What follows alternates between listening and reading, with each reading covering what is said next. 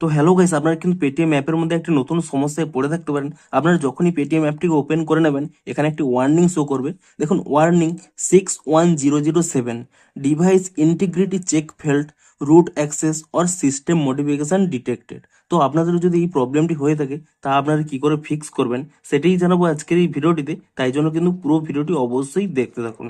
তো তার আগে ভিডিওটিকে অবশ্যই একটি লাইক করে দিন, এবং এই চ্যানেলে যদি আজই নতুন এসে থাকেন, এখনই চ্যানেলটিকে সাবস্ক্রাইব করে রাখুন এরকম নতুন নতুন ভিডিও দেখার জন্য। তো আপনাদের যদি পেটিএম অ্যাপের মধ্যে এই প্রবলেমটি হয়ে থাকে, প্রথমে কি করবেন, আপনারা কিন্তু এখানে পেটিএম অ্যাপ থেকে ব্যাক করে নেবেন, এবং তারপরে কি করবেন, এখানে এই পেটিএম অ্যাপটিকে ট্যাব অ্যান্ড হোল্ড করে নেবেন। তাহলেই কিন্তু এখানে একটি অপশান পেয়ে যাবেন অ্যাপ ইনফো বলে। আপনি সেই অ্যাপ ইনফো অপশানে ক্লিক করে নিয়ে এখানে একটি অপশান পেয়ে যাবেন স্টোরেজ ইউজেস। আপনি কিন্তু এখানে এই অপশানে ক্লিক করে নিয়ে প্রথমে কিন্তু ক্লিয়ার ক্যাচ করে নেবেন। তারপরে কি করবেন, আপনারা কিন্তু এখান থেকে ব্যাক করে নেবেন, এবং এখানে একটি অপশান পেয়ে যাবেন ফোর স্টপ বলে।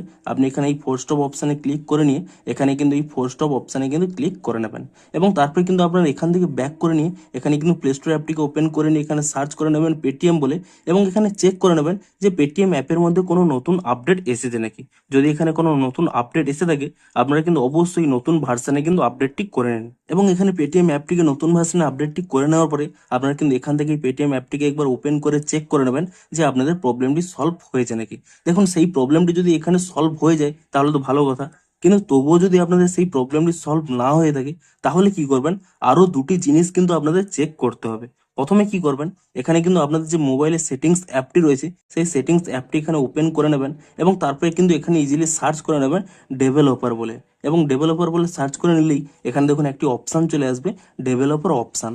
আপনি কিন্তু এখানে এই অপশানের উপরে ট্যাপ করে নেবেন, এবং তারপরে দেখুন আপনাদের হয়তো এখানে ডেভেলপার অপশান অন রয়েছে। আপনারা সিম্পলি কি করবেন, এখানে কিন্তু এটিকে অফ করে নেবেন, এবং তাহলে হয়তো আপনাদের মোবাইলটিকে একবার রিস্টার্ট করতে হতে পারে।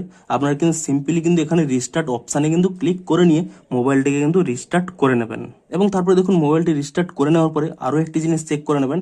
আপনারা কি করবেন, এখানে প্লে স্টোর অ্যাপটিকে পুনরায় এখানে ওপেন করে নেবেন, এবং তারপরে দেখুন এখান থেকে ব্যাক করে নিচ্ছি, অর্থাৎ প্লে স্টোর অ্যাপটিকে যখন এখানে পুনরায় এখানে ওপেন করে নেবেন, তারপরে দেখুন এখানে যে আপনারা যে প্রোফাইল অপশান পেয়ে যাবেন, আপনি সেই প্রোফাইল অপশানে ক্লিক করে নেবেন, এবং তাহলেই দেখুন নিচে একটি অপশান পেয়ে যাবেন প্লে প্রোটেক্ট বলে।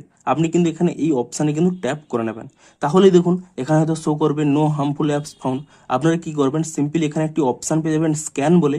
আপনি কিন্তু এখানে স্ক্যান অপশানে কিন্তু ক্লিক করে নেবেন, তাহলে দেখুন এখানে কিন্তু স্ক্যানিংটি পুনরায় চালু হয়ে যাবে, এবং তারপরে দেখুন এখানে যদি আপনাদের নো হার্মফুল অ্যাপস থেকে থাকে তাহলে কোনো প্রবলেম নেই, কিন্তু আপনাদের যদি কোনো হার্মফুল অ্যাপস এখানে শো করে, এখানে রেড সিগন্যাল দেয়, তাহলে কি করবেন, আপনারা কিন্তু সেই সমস্ত অ্যাপগুলো আনইনস্টল করে দেবেন, এবং সেই সমস্ত অ্যাপ আনইনস্টল করে দেওয়ার পরে তারপরে দেখুন আপনারা কিন্তু এখান থেকে ব্যাক করে নিয়ে তারপরে কিন্তু পুনরায় আপনারা কি করবেন, আপনাদের মোবাইলটিকে কিন্তু একবার রিস্টার্ট করে নেবেন। আপনাদের মোবাইলটিকে যদি একবার রিস্টার্ট করে নেন, তাহলেই দেখবেন আপনাদের কিন্তু সেই প্রবলেমটি সলভ হয়ে যাবে। দেখুন আমি এখানে পেটিএম অ্যাপটিকে ওপেন করে নিয়েছি, আমার কিন্তু সেই প্রবলেমটি ফিক্স হয়ে গেছে। তো এভাবেই কিন্তু আপনারা পেটিএম এর এই প্রবলেমটিকে ফিক্স করতে পারবেন। তো ভিডিওটি যদি একটু হেল্পফুল বলে মনে হয়, অবশ্যই একটি লাইক করে দিন।